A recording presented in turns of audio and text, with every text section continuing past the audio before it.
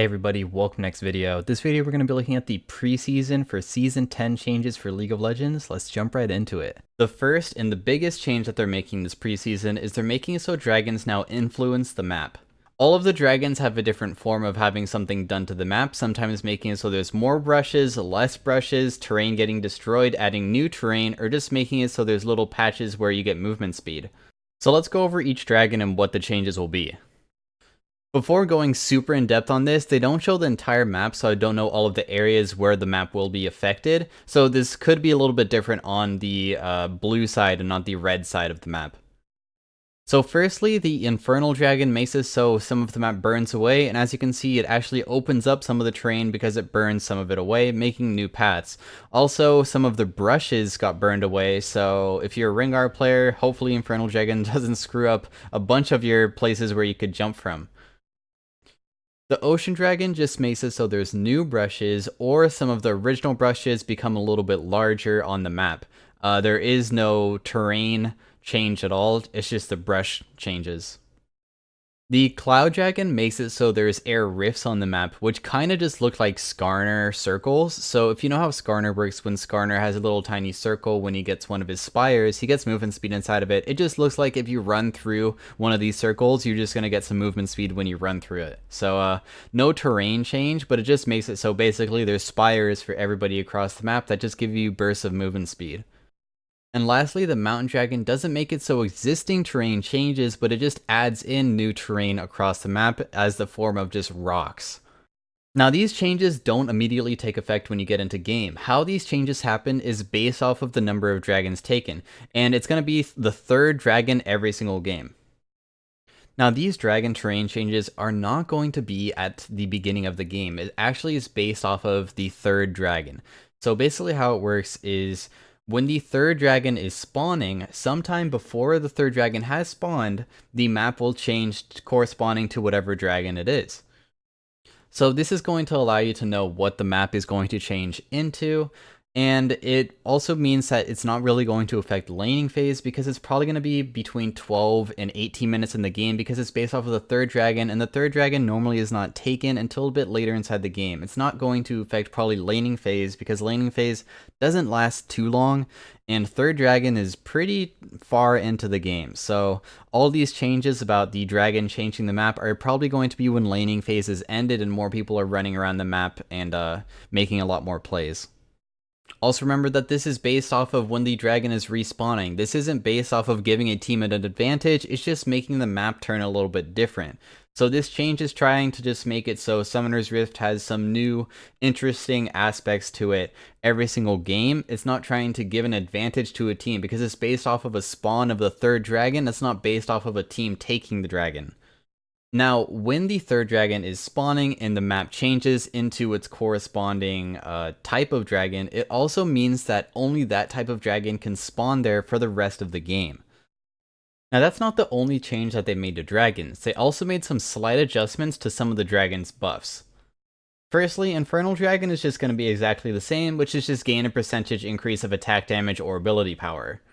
Ocean Dragon got a super small change because they just removed the missing mana regeneration. So now it's only missing health regeneration. So it does seem a little bit weaker because of this, just because the mana regeneration actually is what really made it so Ocean Dragon was really broken during laning phase if you're able to get it, because it made it so basically every single lane can just spam their mana without having to worry about it. So I think it's fine that they kind of nerfed it because that was the main reason for even getting it. I'm wondering how much the percentage of the missing HP will be now, because I'm pretty sure that they buffed it if they got rid of the mana portion of it.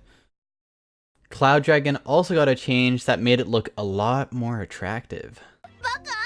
And the change is that they made it so it no longer gives movement speed, and now it is gains cooldown reduction for your ultimate ability.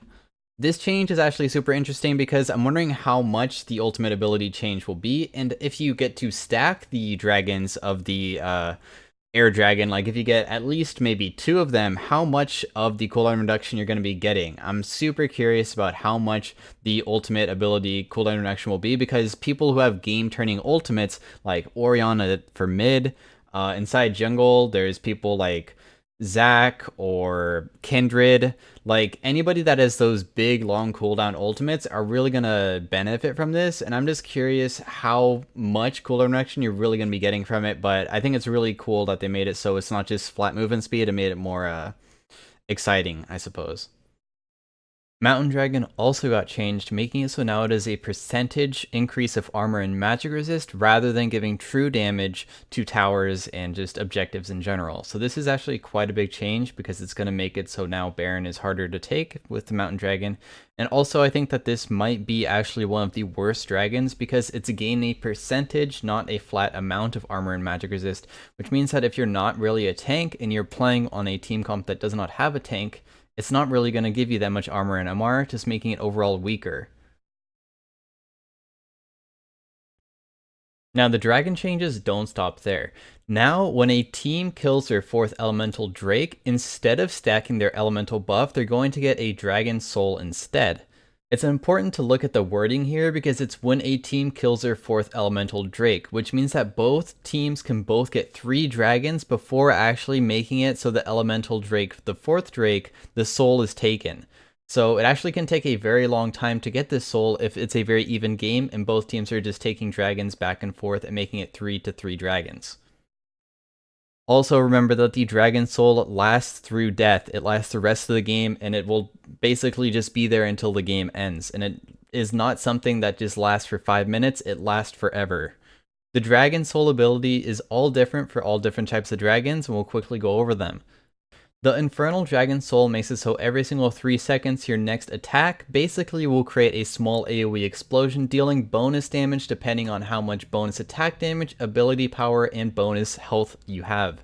The Ocean Dragon is going to make it so dealing any damage to anything is going to give you a resource and health regeneration for 3 seconds. This is also important to look at the wording on it. It says resource regeneration, not mana regeneration. That means that it actually could be pretty good for energy champions like Zed. So if you ulti someone with Zed and deal damage to them, I'm wondering if it's actually going to make it so you get more energy so you actually can spam your spells way more, because Zed has very low cooldowns, similar to Akali, and the only limit for basically energy champions is just the resource of the energy. So it's going to be super interesting to see how much resource regeneration those types of champions get. The Cloud Dragon is basically like a Spear of Sojin, making it so when you hit abilities and attacks, it lowers the cooldown of your other base abilities. Not your ultimate though, it's your base abilities. And finally, Mountain Dragon makes it so after not taking damage for 5 seconds, that you gain a shield that lasts until it's destroyed. The shield is also scaling off of your attack damage, ability power, and bonus HP, so I'm wondering how much it actually will be if you have a ton of HP. I'm wondering if Veigar, who can get up to like 700 AP pretty easily, will get a giant ass shield from Mountain Dragons then. Once a Dragon Soul is taken, the Elder Dragon spawns next. So that means Elder Dragon is no longer based off of 35 minutes into the game, it's now based off when the soul is taken. Because of this, if a team is doing extremely well and able to get that Dragon Soul pretty early in the game, you can make it so Elder Dragon probably spawns pretty quickly. And of course, if it's very slow game and people go back and forth taking the dragons and people don't get the Dragon Soul until later, the Elder Dragon is going to spawn much later into the game. Also, because of the Elder Dragon spawning when the Dragon Soul is taken, that means only one team can get the Dragon Soul per game, and it's going to make it so there's a lot of fights around Dragon for this Dragon Soul because it's very powerful and only one team can get it. It's basically like getting a Baron buff for yourself for the rest of the game, and no other team can have it once one person has it. Riot also decided to change the Elder Dragon. The Elder Dragon firstly no longer scales off of your previous dragons, so if you had a bunch of dragons before and the other team gets Elder, it's going to be just as strong as if you just got it with all of your previous dragons. What they changed with the Elder Dragon is they made it so it still has the immolation ability, basically like an Ignite, but now they made it when people get low from the burn, if they're low HP, they instantly get killed by it, so it's basically like an Execute when they're below a certain threshold of HP. Now you might be thinking that this sounds pretty OP, and you're probably right, this actually does sound absolutely ridiculous and OP. So that is it for the actual dragon changes. I think that this is basically just going to make it so there's a lot more fights around dragon overall as a general consensus. Just dragons are a lot more important, and these dragon souls are going to be huge game-changing moments where a lot of people are going to be fighting over these dragon souls, and Elder Dragon became that much stronger. So just expect a lot more fighting inside of the preseason when this patch does come out around at least dragons. During the preseason, they also made some minor adjustments to the top lane and the bot lane and around Dragon and Baron. They made 2 cloves inside the top lane and the bot lane that also separated the brush into 3 different sections. I believe that this is actually not going to really influence the lane that much because the minions are still going to be going the same direction, and how lane normally goes is a bot laner will have priority on the other lane. That's normally how it goes. One just has better wave clear, better push, and then the support just sits inside the brush that's closest to the tower to have the most pressure. I think that this is not going to create more fights or create special circumstances because even if you try to loop around to get inside the other brush, if there's already a ward inside of the brush, inside the middle brush, they're going to see you anyways. And also, inside the old rift, if you were going to cheese someone by getting to lane early and walking to the brush early, you could do that without having this in the first place. So, I mean, the ward's counter being caught, and at the end of the day, it's just there, I think, for basically during skirmishes and maybe ganks, you can use it sometimes. But remember that even when you get ganked, it's not like you're going to be running towards this. You're probably going to be running towards your tower. So I just think it's just there, but I don't think people are really going to be using it that often. So they also added the Dragon and Baron brush. So these brushes are just basically new places for, I'm guessing, pink wards. I think pink wards are going to be very valuable here. So if you're on blue side of the map, a lot of people put a pink ward near that Baron ramp. So then you can walk in together when the enemy team is doing Baron and try to stop it. I think putting a pink in there is going to be super valuable on both sides. So it just is a new spot where you could probably put vision control down. And I guess sometimes you can look for maybe surprise picks if you're playing an assassin. I don't think it's the best brush because not many people walk through that area that often for assassins. Normally it kind of happens inside lane brushes where there's minions because most assassins picks come from people catching waves and not really just randomly inside the jungle. But I think it does just make it so there's new places to put down pink wards and get new types of vision control through wards with these brushes. So that's everything involving the map and dragons. So basically the map will be exactly the same except for those things that I just showed you. There are some other gameplay changes though. The first one being jungle pathing will be a little bit more diverse because what they wanted to do is make it so you reach level 3 as a jungler off of any combination of camps that are apparently, I guess, it says any combination of outer camp, so I guess it only means Gromp or Krugs because I don't think an outer camp is wolves or raptors because it's on the inner side of the map. So basically what they're trying to do is make it so people don't always do the red buff and do Krugs into raptors to get level 3 every single game. They're trying to make it so you can choose either side to get level 3 in any combination to make it so there's more of a variety of different jungle paths that you can take. What they also did is they made it so there's respawn timers just like you see on the red and blue buff on the minimap for every single camp in the game.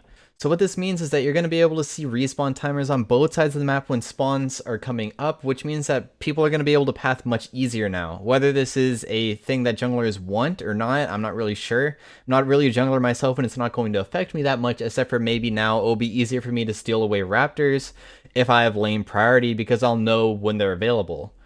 They're also making it so solo laners are going to get more experience. It says top lane influence, and it's talking about top lane not being able to translate wins, but this is actually buffing mid lane too. So it looks like they're just going to make it so minion XP is a little bit higher, so solo laners get levels quicker, while they're making it so the bonus XP when sharing it with allies inside the bot lane is going to make it so they level up a little bit slower. They're also apparently going to decrease overall jungle experience, so junglers also are going to not be able to level up as quickly. I'm guessing they're still going to get level 3 just as quickly because, I mean, they're making that change, so any 3 camps will give you level 3, but probably onwards, you're not going to be getting as much experience. And I wouldn't be too worried about it because it only says slightly decreasing jungle experience, and we don't know how much it is for the reduction inside the bot lane too, so there's a lot of people saying like, oh my god, dude, like Talon's level 7 and we're going to be level 5 bot and he's just going to be diving us all game. But in reality, it could actually be maybe only 10% less, which is not really going to be maybe that big of a change. It's not going to make mid lane have 2 levels on you. It's just going to be that maybe he's a half a level ahead or something. So I wouldn't be too worried about this until we see the actual numbers come out. Another thing that they're doing, because dragons are so much stronger on the bot side, so there's going to be a lot more dragon fights, is that they're going to make it so Rift Herald is more important by just making it so it spawns earlier inside the game, which means teams will now play around it earlier inside the game, especially looking at you, Clutch Gaming. And not only that, but it allows her to respawn if she is killed early. So, you know, Baron does take over Rift Herald at 20 minutes, but I'm guessing, it doesn't say the respawn timer, but if she is killed significantly before the 20-minute mark, she actually has a chance of respawning, so 2 Rift Heralds can be taken. So what's important about this change is that how much longer earlier inside the game, we don't know yet, is she actually going to spawn? And also, because, so she spawns at 20 minutes, or she despawns, I mean, because Baron takes over her, so I'm wondering how much sooner it will be, because if she spawns at 8 minutes with like a 4-minute respawn timer, that means you can actually get 2 of them while plates are still up. So the biggest thing for me here is I'm curious how much earlier she's going to spawn and how long that timer is, and is that timer possible that if you get Rift Herald right when the she spawns the first time, are you able to get her a second time before plates despawn? Because overall her biggest strength are those plates. But it will be also pretty funny if she spawns quick enough that you can get 2 at the same time, but I very much doubt that. I don't think that's going to be possible because I'm pretty sure it's going to take like 5 minutes to respawn, and the Rift Herald buff doesn't last that long. The next change is to support items. So what they're trying to do is they're trying to make it so support items now will be kind of more evenly balanced and easier to know what you want for them. And then also they're going to make it so supports don't have to spend money upgrading their items. So to make it super simple, basically you buy your starting item as support just like any other game, but this time you don't need to go back to upgrade it. When you reach the tiers to make it so they upgrade just like before, so there's tiers, and how you get that is just you get a certain amount of gold to make it so it levels up. So you buy it, you get gold generation, and you get your normal gold generation that's going to level it up, and then your stats get improved when it levels up, and you don't need to buy a new one. So basically they're making it so instead of buying a new one, your support item will actually just become better on its own without a purchase based off of how good you're using your item. Not only that, but it's also going to give you the wards too. Not only that, but instead of just 1 level up, which was at 500 gold, it gave you the wards and stuff. Now it's going to be tier 2 and tier 3. We don't know how much it's going to take for tier 1 to tier 3, but basically tier 3 is probably going to be similar to how strong the other one is. So it says major stats upgrades, so it's going to be just as strong as upgrading your support item all the way for wards, just like the other one. Once again, don't need to purchase it. This is just upgrading on its own. But they made it so the gold generation passive is removed. So the reason why the gold generation passive is removed is because they're making it so now you can spend all of your money as support on any item that you want. So you don't need the gold generation anymore because they're making it so when you're laning, you're just going to be getting a free item, which is also giving you gold too, until you finally get tier 3, and you should be already building different items, your different support items, and I'm pretty sure it would be kind of OP if it just kept on giving you gold, and all you had to do was buy your 1 starting support item at the beginning of the game. There is another change that they're going to make to it, which is they're making it so coin was removed. So coin no longer exists. They got rid of it. They didn't like it. So what it's going to be is only Spell Thieves and Targons only. So what they're going to do with the Spell Thieves and the Targons is they're going to be a little bit separated, but there will be AD and AP for both types of support champions. So if you're looking to be a high poke mage like a Lux or something, you go for a high AP with low HP, so that means you're going to be going Spell Thieves. As you can see, the Spell Thieves has high AD and high AP for a trade-off of low HP. Then the Targons is going to be low AD or low AP with high HP instead. Now, I don't know how many high AD support champions there really are, except for the new champion that's coming out, which they're calling a marksman support, so I guess I'm not sure if that means that she starts a support item, but hey, maybe that item is going to be good on her because there aren't really many high AD with low HP champions out there. But I do think that the change is pretty cool because it allows a lot of different variants of what you need for your champion. With having low AD or low AP, it makes it's adaptive basically. So it makes it so whatever you're playing inside the bot lane, there will be something for your champion.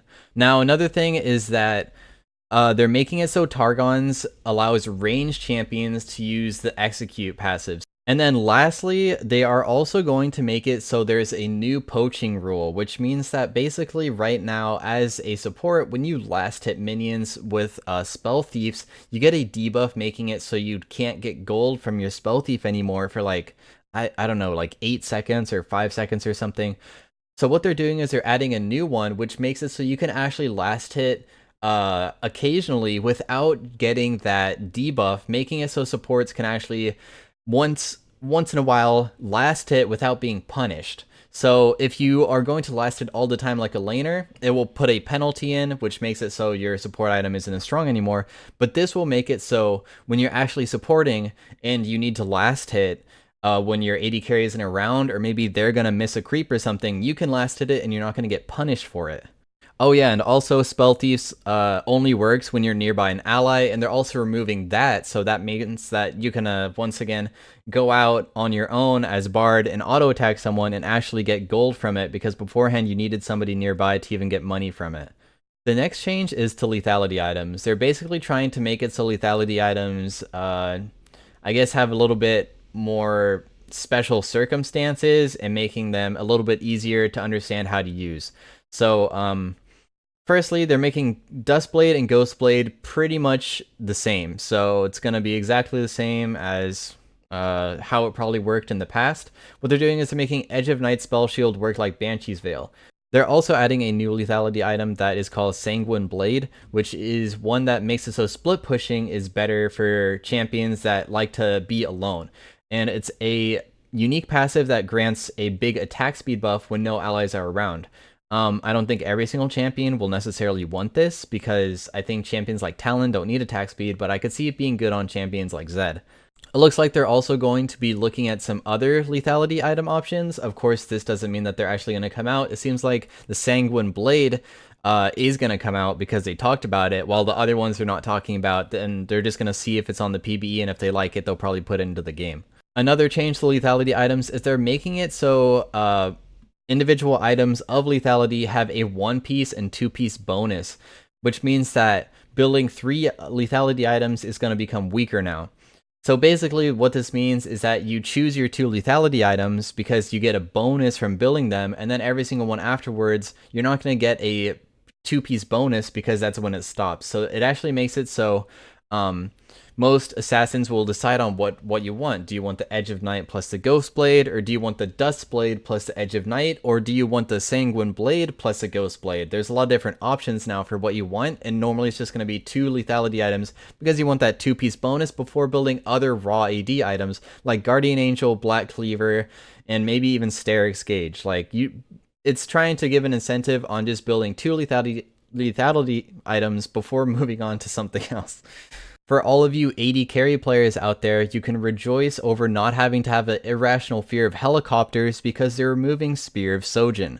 Honestly, this is a pretty smart change because the passive was basically only good on a few champions. Jax and Renekton, I mean, used it the best out of anyone, and basically everybody else, you either just don't use it, or it's just used maybe sometimes, and it's like not really that great. So I think it's really smart because the item is basically only for a couple champions, and it just doesn't make any sense that an item is only super OP on only a couple champions. It just doesn't fit gameplay design really. And lastly, they're making some keystone rune changes. So what they're going to be doing is that they're going to be nerfing Conquer because they don't really like how it gives too much tank shredding because of the true damage.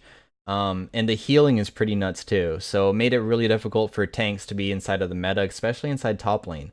Um, it looks like what they're going to be trying to do is making it so it once again gives stacking adaptive forest depending on how long you're inside combat, and just completely removing the true damage from the rune. The next rune that they're changing is Kleptomancy to make it so you don't get as much gold, and it now gives more elixir drops because they figured that you just got so much money playing ranged versus melee inside the top lane, especially playing Kennen and Vladimir and just always auto attacking the enemy and getting a super big gold lead just off of Klepto, because you can get up to 500 to 600 gold out of laning phase if you really auto attack them a lot, and they didn't really like that. So they're just making it so it gives more elixirs and it isn't so broken just for a few champions inside of a certain lane. And then lastly, they are also making it so Aftershock is going to be not as much flat resistances, and going to make it so it now probably gives percentage values. It doesn't say that here, but that's probably what they're going to be doing, because Aftershock right now